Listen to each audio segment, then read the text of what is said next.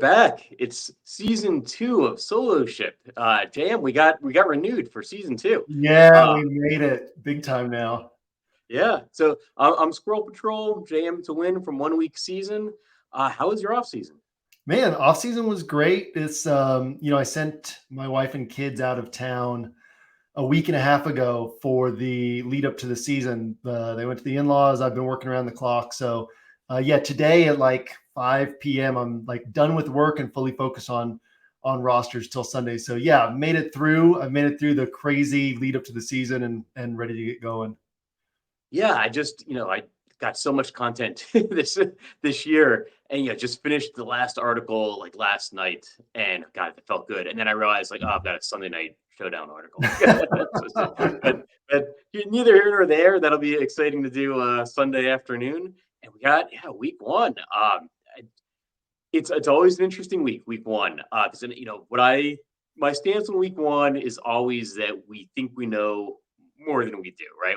It all comes together. Everyone's writing their articles, reading their articles, watching shows. We always have like so much certainty leading into week one. And I remember week one last year, I felt like, yeah, I really know what's going on. Started looking at projections, and the guy that was like popping in my in the optimal lineups was Greg Dortch, and it's like I've never even heard of this guy. He actually had a good game week one too, didn't he? It was like 3 of the first 4 weeks. It was early in the season was when he was really hitting last year too. Yeah. Yeah. Yeah, it's week one's funny. I think, we have the Oracle in the scroll each week at 1 week season where we have like 5 of the strategy questions for the week. And one of the questions this week was about, how we handle the uncertainty of week one. And one of the things that I said was my strengths as a DFS player is balancing my understanding of strategy and theory with how well I know the teams and players and coaches. So I've actually had to realize that my greatest edge starts to kicking around the weeks 3 and 4, and my best weeks are typically week 6 onward. Whereas a lot of sharp DFS players, weeks 1, 2 are their best weeks because they're able to blend the strategy. So I have to like kind of let go of some of my tendency to lean on my NFL knowledge in the early season because there's a little bit less of that to go. And obviously, like I know these teams and players better than most people, probably better than most content providers, but still significantly less well than I'll know them in week 6 because there's things that I think I know that it will turn out I don't know. There are things that I think based on what I've been hearing, what I've been seeing, that I'll be wrong on. So yeah, it's a very interesting week. Yeah, it's funny. We've been doing this so long that we have like season curves, right? Like I have the same feeling. Actually, my like strongest season curve I think is basketball, where I always start off really hot, and then basketball is a grind, and by March you've got to be pretty committed to basketball and still be playing DFS basketball. But yeah, it's interesting how the season can tend to unfold the same way, as a DFS player year after year. Yeah. So one thing we did agree on, we're going to do hot takes at the start of each show. And by we agree, I mean Devin told us we're going to do hot takes at the start of each show. So what do you have any really strong hot takes to lead us into week one? Yeah, I'm going to throw. I have several, but I'll throw one your way. And this is one of my favorite players of week one. And this is a guy who rushed for 1,400 yards last year. He rushed for 13 touchdowns. He had 3 games of 30 plus points. Compare that to Josh Jacobs, who had, I believe it was 4 games of 30 plus points. He is 5,600 and nobody's going to want to roster him. And that's Miles Sanders, who is coming off of being in a rotation with Philadelphia because that's how they like to run their backfield, and is now going to be the lead dog in Carolina. Some people have this perception that he's not the lead dog, that maybe Chuba Hubbard and him are splitting snaps. Like Miles Sanders is so much better than Chuba Hubbard. It's not even funny. Worst case is he gets this 16 to 18 touch range that Javonte Williams, Raheem Mostert, Khalil Herbert, all these guys priced around him will get. He has just as much opportunity to hit for a big game on those touches. Best case, he gets these 22 to 24 touches that you're really paying $2K, $2,500 more for other backs. So, a guy I'll be heavy on this week that is coming in with super low ownership projections. Miles Sanders, I think he could be one of the stories of week one. Interesting. So, yeah, that could be the winning ticket. There you go. Speaking of tickets, a word from one of our sponsors. More memories are made when you're there for live NFL action. And when you need tickets, Ticketmaster has got you covered. As the official marketplace of the NFL, Ticketmaster gives you more ways to find your perfect seat. Their interactive seat map gives you 360-degree previews of your section to make sure you have the best view of those pivotal plays. And if your plans change, Ticketmaster gives you more flexibility to sell or transfer your tickets. Plus, mobile tickets make getting in on game day a breeze, and you can even customize your Ticketmaster app to rep your team's colors. Find tickets today at Ticketmaster.com/NFL. Man, I don't get part of the ad revenue because I'm not at RotoGrinders, but I kind of want to do one of these ad reads. That's pretty that's a blast. That was awesome.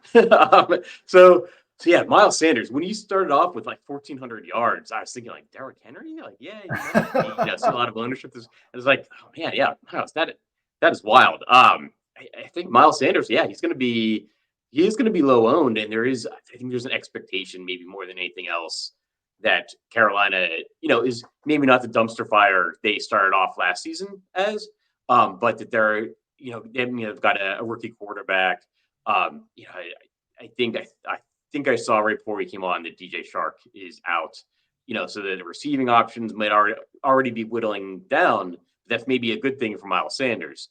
And I agree. I mean, they just signed him, to a relatively big contract, I think, for a running back, and was one of the free agents, that switched teams in the offseason. So there had to be something that like there.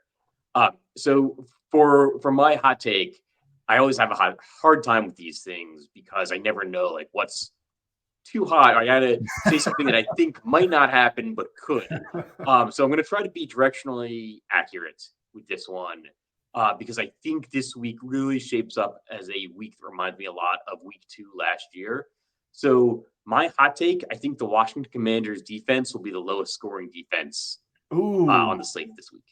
Lowest scoring out of all the defenses. Yes, might be too hot. I mean, but, even if they're middle of the pack at like, and they're right now they're coming in at like highest owned play on the entire slate, and yeah, I mean the thing is, the Commanders are 7-point favorites. That's not like they're not 19-point favorites. It's not like Josh Dobbs can't throw a pass, and he's had 2 starts in these like 5 years in the NFL. He's not topped 200 yards. Like they're going to just throw short passes to Rondale Moore and Greg Dortch. They're going to try to limit opportunities for mistakes. So yeah, like they might not score a lot of points, but the chances of sacks and turnovers aren't super high, in my opinion. Right. That's basically where I'm going with this, is that, I mean, Arizona knows they're going to be pretty limited. So yeah, they're not going to be throwing bombs downfield. They're not going to necessarily be dropping back, these long dropbacks could lead to sacks. So if Washington doesn't get sacks, doesn't get turnovers, they're not getting defensive fantasy points. Like they could have an excellent defensive game. They could win, 28-7. They could actually blow them out way more than the spread indicates, and still not have a very good, high-scoring fantasy defense. It reminds me of week 2 last year, where the Cincinnati defense saw like record high ownership because Cooper Rush was starting. Dak got injured week 1. Cooper Rush had a Rush went game. in, and then the Cincinnati defense ended up being 40% owned, which I think was just inexcusable in the large field tournaments and even in single entry. And I think you're gonna get way different than a big percentage of the field this week if you just don't take the Washington Commanders defense. Yeah, agreed. And I think, fundamentally, obviously we discovered last year that get you and me on air, we're going to kind of talk about the slate as a whole, but fundamentally this is a single entry show. And so pulling it back to that, I think that for me, Miles Sanders is very much in the mix for me in single entry, and not playing the Washington defense is very much in the mix for me. And in terms of leverage, you can also not play the Washington defense and then also play the Washington passing attack, or even better, people aren't going to go to the Washington backfield. I think that's an interesting spot. It would have to be larger field single entry for that for me. But yeah, I think there's some interesting ways to go with just those 2 hot takes that I think it's week 1, right? So it's almost like they're hot takes because it's not what people are thinking. But then if you zoom out and look at it logically, they're not really that hot of takes, like yours is a scorching hot take, but then it's like, oh, but is it really, and I think that's kind of one of the keys to week 1 is we know so little. And so typically the spots where we have concentrated certainty, the field is going to be wrong there just because the certainty isn't as high. And, Washington could have a pick 6 on the first play of the game, but if we're saying, if we play out the slate 100 times, Washington's not going to be the highest scoring defense 30% of the time, and they could be 30% owned. They'd probably be highest scoring defense 5 to 10% of the time, maybe 8% of the time, somewhere in that range, maybe less, right? Because again, not a lot of opportunities for sacks and turnovers, just based on how Arizona is likely to call this game. Right. So yeah, the 26 teams in play. So the average defense would be optimal. 4% of the time or so, or a little bit less. And maybe Washington has twice the chance of miss. That's still 7% or so. I think they're going to see 30% ownership, particularly on DraftKings, where they're one of the cheaper defenses. I think on FanDuel they're one of the more expensive. I think they're the second most expensive defense. So I think the ownership could get extreme on DraftKings, maybe a little bit more muted on FanDuel. But like we kind of talked about last season, like defensive scoring could just be so random. Yeah. I think you mentioned the idea of like it's like almost like you roll the dice at the end, at the end of your lineup and get a random, numerical score that's generally somewhere between -1 and 20 something, right? But if 30% of the field is taking the same roll of the dice, I guess I just want to be on any other roll of the dice. Yeah, I like that. I'll definitely be significantly underweight on the Washington defense this week. This is kind of a weird direction to go next, but like really quickly, is there like 2 or 3 defenses that are standing out to you? I think so. We have a number of quarterbacks that are making their NFL debut, and that's something I always have interest in. I think so. Atlanta defense is a defense that I'm interested in, and actually I think it's an interesting pairing with Bijan Robinson, who is maybe a little bit too expensive on DraftKings, but I don't think he's going to see that much ownership. On FanDuel is actually less expensive and potentially like better scoring on FanDuel if he's not catching a ton of passes, which we don't know how much Atlanta is going to throw. So I think like the Atlanta defense paired with Bijan Robinson, particularly on FanDuel, where it's a little bit more affordable. And then the Baltimore defense, you'll have to pay up for them. But again, facing a debuting quarterback in Baltimore, both those teams are playing at home. I guess the last quarterback that's making his debut, I think, is Anthony Richardson. I'm not as interested in the Jacksonville defense. One, they're on the road. Two, actually like Anthony Richardson, even in a single entry format. I like him for the rushing upside. Yeah, I think he's going to be one of the lower owned quarterbacks I'm interested in for like single entry. That I have enough interest in him that might make it on some of my single entry rosters.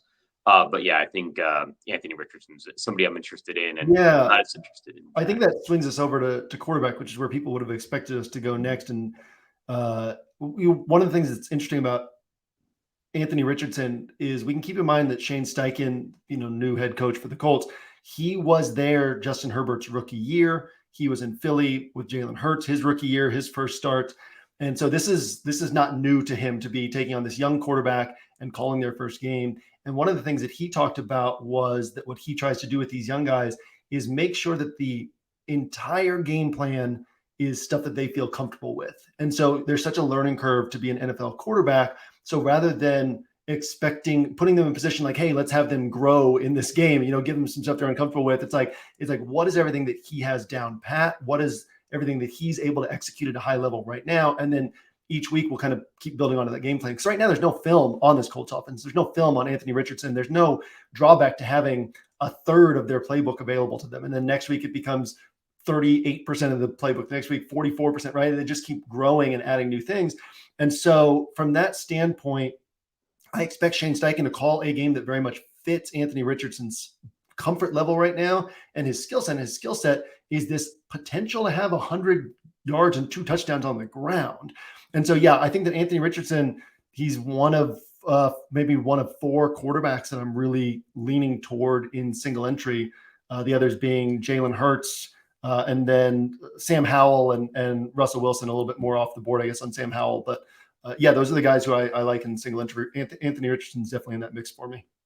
Interesting. So Anthony Richardson's probably our only overlap there. I do like the idea. Jalen Hurts is probably not going to see a lot of ownership, and this could be one of those weeks where the Eagles just put up a lot of points. I mean, it was a tremendous offense last year. It's just he's not going to project that well because the Eagles don't project to score that many points. They're on the road. It's not a great matchup. But I think we saw with Lamar Jackson a couple of times last season where he wasn't supposed to be high owned because the Ravens weren't supposed to score a ton of points. And then, well, he gets 80 rushing yards and 2 touchdowns, or whatever, puts up strong running numbers along with good passing numbers, and then that's suddenly a quarterback that borders on you had to have him. I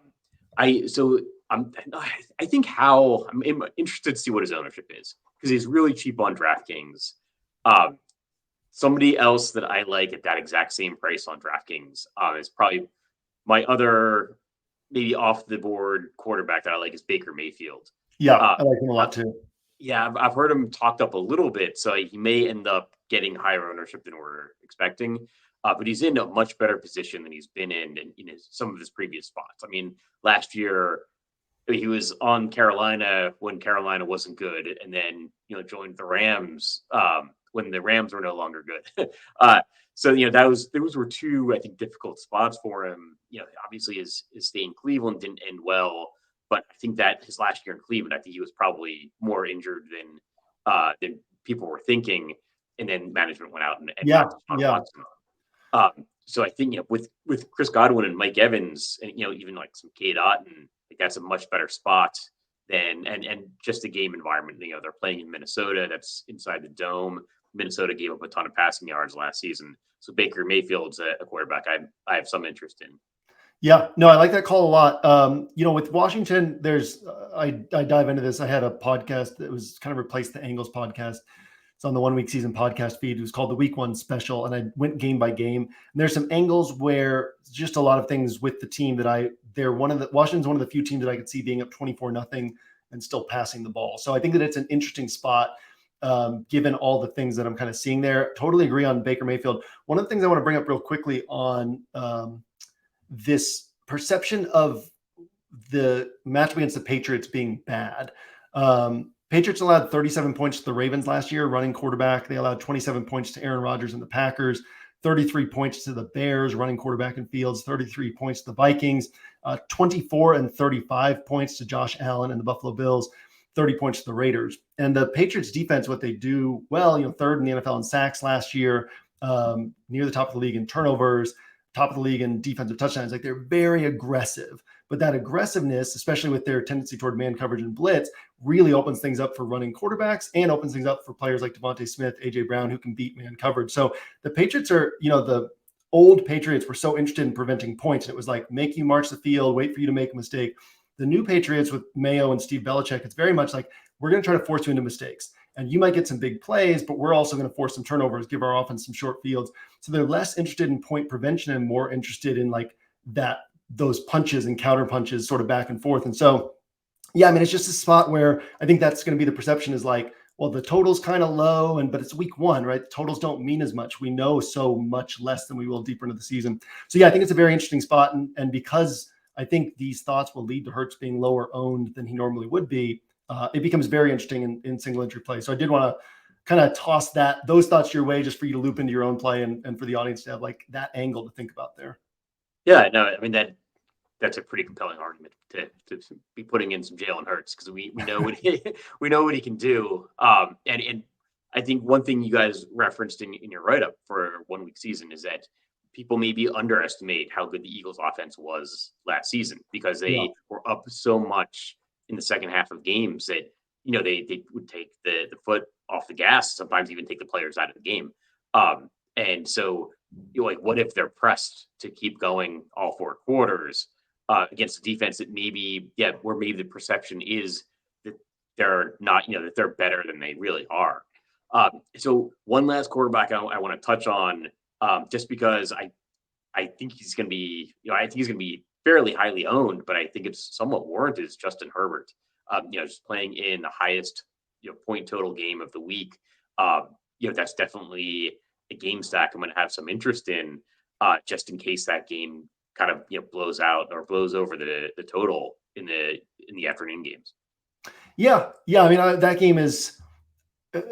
I have to be aware that my personality is to be like automatically biased against whatever is the most popular play on the slate. Like, that's just the way my mind works, right? So then I have to be like, oh, well, let me force myself to see the positives. But it is also very easy for me to see the negatives in that game. I mean, a 51 point total is great, but that implies a 27 to 24 point score. That's actually the implied score right now.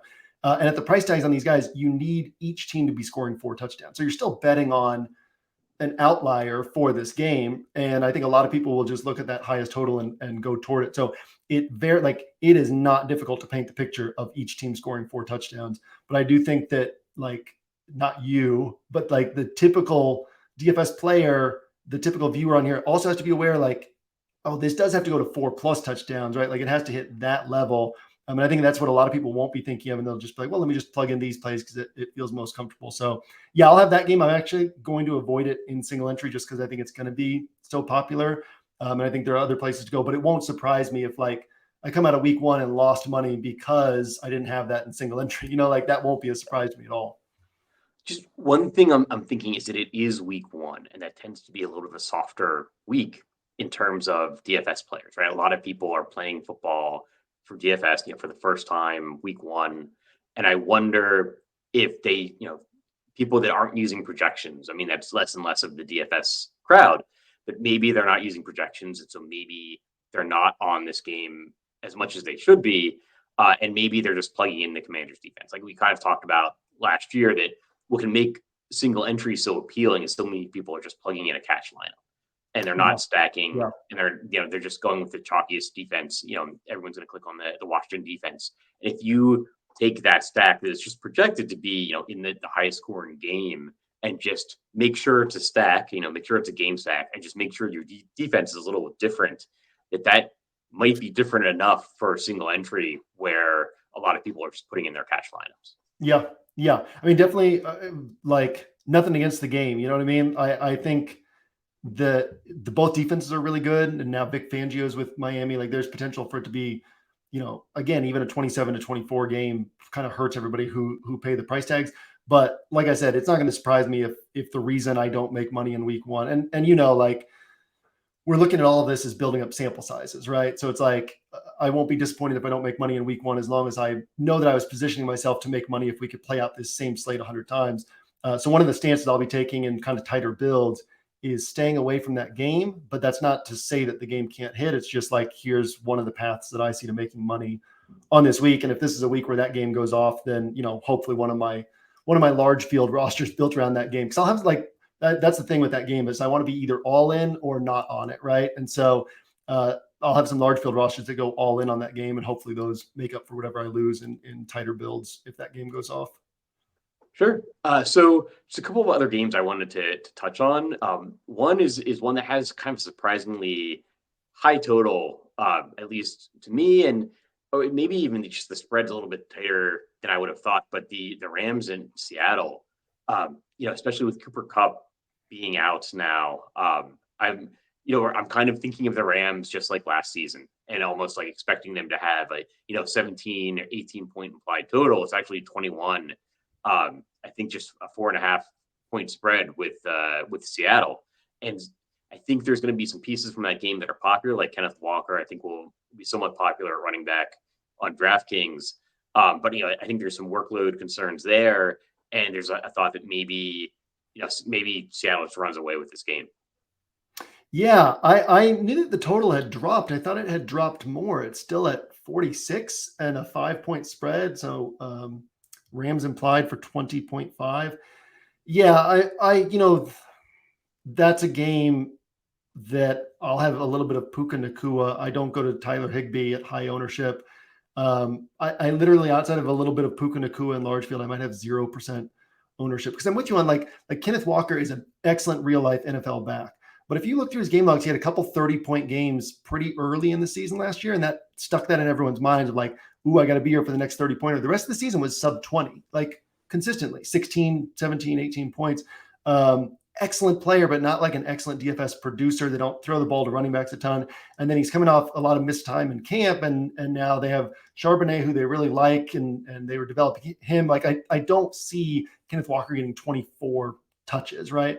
And then with the exception of like 5 games at the start of the 2021 season when Pete Carroll experimented with this let Russ cook offense, outside of that very small stretch, the entire Pete Carroll era, you never, ever, ever, ever, ever, ever want to play the Seattle passing attack unless you expect the opponent to be pushing things on the scoreboard. Every big game from the Seattle passing attack comes from the opponent pushing things on the scoreboard. And so, DK Metcalf had one useful game last year at his price tag. Tyler Lockett had 2 useful games last year at his price tag. And I think the people will still kind of go there. And I know Kenneth Walker currently is projecting for high ownership. And yeah, the Rams, I think Seattle has Super Bowl aspirations. They think that they're one of the 2 or 3 best teams in the NFC. The Rams don't have an offensive line. They don't have wide receivers. Van Jefferson is a borderline number 3 wide receiver on other teams, and he's their number 1 this week. It's like, I just don't, I don't see much opportunity to the upside in that game. And kudos to anybody who goes in on that game and, makes a bunch of money this week because they were right. But I think it's pretty slim paths to that game shooting out. I'm surprised the total's still where it is. Yeah. I think I have some interest maybe in the Rams side, like Cam Akers and Tutu Atwell. That's maybe more price considered, right? Than actually, like, they might be a piece that makes everything else fit. And I don't know how much success the Rams passing offense is going to get. So maybe Akers is getting a little bit more usage, which is good at his price. But yeah, that's a game I'm surprised the point total is so high. But yeah, maybe we're regretting that at this time next week. Yeah. And then a game, one of the early games I want to touch on, Cleveland and Cincinnati, is a game that I think I'm going to be having some game stacks of. I don't know if those game stacks will have Joe Burrow, but outside of game stacks, I'm not sure if there's pieces that fit on some of my other rosters. Yeah, that's how I'm seeing it too. And I gave a preliminary look at ownership projections last night, actually just making sure that everything was up and running correctly on the site, and kind of was like, oh, let me see what these show. And Jamar Chase was showing relatively high. Again, it's still early in the week for that to be totally accurate, but I just love seeing that because it's like, it's hard for me to see Chase having a tournament winning game independent of the game environment as a whole doing really well. And I think there will be a lot of one-off Chase exposure that if he misses for everybody. If he hits for those people as a one-off piece, but he's hitting for my rosters that are stacking up that game and taking advantage of all the pieces that are then benefiting as a result. So yeah, I have a hard time at the price tags seeing this game. Now the Brown side is different because Amari is underpriced and Elijah Moore might be underpriced. David Njoku is underpriced for his ceiling, not underpriced for his typical range, but underpriced for his ceiling. So the Brown side, I can see playing a few of those pieces independent of game environment, but the Bengal side, it's going to be totally like they're going to be on rosters for me built around that game or not at all. And that game's interesting because Burrow's 1-4 against the Browns, and he struggled against this pass rush, this defense. Now they've added Zadarius Smith. They've added Jim Schwartz as the defensive coordinator, which is a big upgrade for them. They've added Juan Thornhill at safety, who's a really good player. Denzel Ward is in concussion protocol, so probably going to miss this game. Lightens up the matchup a little bit, but could be a low-scoring game. But at the same time, if Deshaun Watson bounces back and looks like Deshaun Watson, he's got all these weapons. We know how good Burrow and Chase are. Another year of improvement. It's going to be a competitive game. It won't surprise me if it's low scoring. It won't surprise me if it's high scoring. So yeah, it's one of those where I'm going to build some rosters around this game. I wouldn't argue it against anybody who wanted to build these in single entry. I don't think I'll be going there myself in single entry or tighter builds, but yeah, I'm going to have 10% of my rosters in large field will be built around this game. That's about how I feel. It's interesting at RotoGrinders. We have an optimal stacks tool that I think is new this year. But I'm writing an article based off of that, and I was actually surprised that they were showing Deshaun Watson as probably the highest owned quarterback on FanDuel, which I don't know if that'll end up playing out that way. But my commentary on that was that I have interest in Deshaun Watson, Jamar Chase pairing, right? If Chase gets 3 touchdowns and Deshaun Watson is getting a rushing touchdown, then that's possibly an optimal stack. And I can see the game. That seems like a plausible way for that game to play out. Or maybe Chase is getting a double-digit receptions game with 2 touchdowns or 100 yards, but he's the primary cog of the Cincinnati offense, and so you don't need Joe Burrow to pair with him. You just need Jamar Chase, and then you can take like a rushing quarterback that's getting some rushing yards, like Deshaun Watson, and that kind of pairs well together, where that maybe both teams are pushing each other a little bit. But I don't know that like having Deshaun Watson in games outside of a game stack makes sense on either site, on FanDuel or DraftKings. Yeah, and I like that that thought of I love doing that where if Chase hits, Burrow is probably hitting as well. But if Burrow's hitting, then Deshaun Watson's probably hitting as well, and then he's getting more rushing yards, so he might have the higher upside, right? So it's like you recognize that you really only want to play Chase with his quarterback, but then you recognize that actually means it might be even better playing with the other team's quarterback in this situation, which is a more unique way to put it together. It's similar to, I think, Anthony Richardson and Calvin Ridley becomes a lot more interesting this week than Trevor Lawrence and Calvin Ridley, because in order for Calvin Ridley to he's underpriced by about 1K from where he'll probably be in a month. But like, in order for him to really prove that this week, he might need the Colts putting up points. And if the Colts are putting up points, it's coming through Anthony Richardson, and like his points are more valuable with his rushing and all that, especially at his price tag, than Trevor Lawrence, who's going to pick up 20, 30 yards on the ground, but most of that's going to come through the air. So yeah, I love that little game right there where it's like, okay, yeah, I want this guy, and that means his quarterback is hitting, but if his quarterback's hitting, the other quarterback's probably hitting too and is more valuable. I think that's a great call. Because like I said, I have some interest in Anthony Richardson, and that makes sense. That if Calvin Ridley's having a great game, that means maybe Richardson's having to press it a little bit more. Just on the topic of wide receivers, how do you differentiate the top three? Because I think the top three this week, at least by projections, are Justin Jefferson, Tyreek Hill, and Jamar Chase. Which I guess if you had to pick one of those guys as a one-off, for your rosters, like, would you be most interested in outside of game stack? Yeah, it would go in order: Jefferson, then Hill, then Chase. Like Jefferson, what did Jefferson put up 9 games last year of like 28.5 or more points on DraftKings? And Kirk Cousins had maybe 1 useful week at his salary. It's just like he's so central to that offense that him hitting doesn't mean Kirk Cousins is Jefferson can be a tournament winning piece and Kirk Cousins isn't. And that's the way it typically falls out. Tyreek Hill is more dependent on the game environment than Justin Jefferson is. So he's down a notch for me. I like him more in stacks of that game. He's one piece from that game that I could have a little bit of outside of that game. And then Chase for me is very much restricted to that game environment. Like, I'll have more Devontae Adams than I'll have of Jamar Chase. I'll actually have more Devontae Adams than I'll have of Tyreek Hill too, because Tyreek Hill will mostly be married to that stack for me. And Devontae Adams has same upside, same consistency in terms of hitting that upside, actually higher consistency last year, but obviously, had Derek Carr and the familiarity there. We don't know yet with Jimmy Garoppolo, but then much lower ownership. So yeah, for me, it's like Jefferson's kind of clear of those top 3. What are your thoughts on those 3? So yeah, I had it like with Hill and Justin Jefferson very close. They might be 2 of my higher owned receivers this week, just because I really like both of those games. Like, if I'm using a game stack from one of those games, it's probably going to have one of those receivers on it. I had Hill a little bit ahead of Justin Jefferson, but it's pretty close. It's almost like impossible to tell. But I did have like Jamar Chase just a little bit behind those 2. I think the Devontae Adams call is interesting.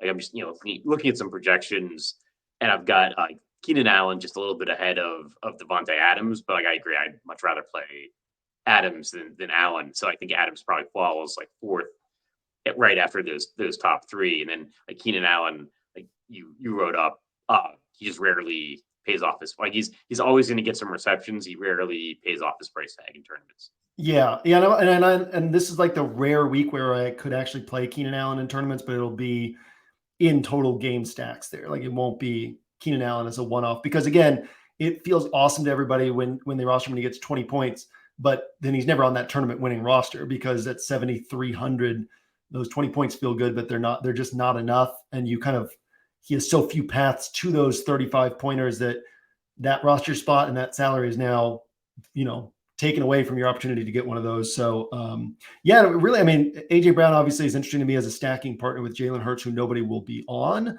AJ Brown, but like those top 4 guys, Devontae Adams, Jamar Chase, Tyreek Hill, Justin Jefferson, are very clearly in a tier well above all the guys priced right below them, in terms of how frequently they can hit 30-pointers.